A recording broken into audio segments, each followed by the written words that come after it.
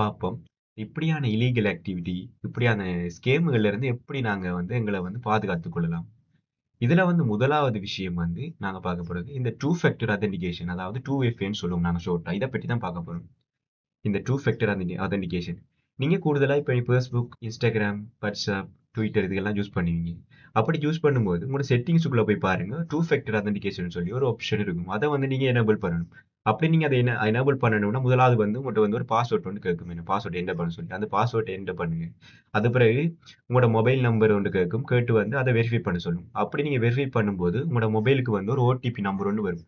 அதையும் குடுத்து வெரிஃபை பண்ணுங்க. அதுக்கு பிறகு வெரிஃபை பண்ண பிறகு வந்து சக்சஸ்ஃபுல்லா வந்து அந்த டூ ஃபேக்டர் ஆதென்டிகேஷன் வந்து வொர்க் ஆகும்.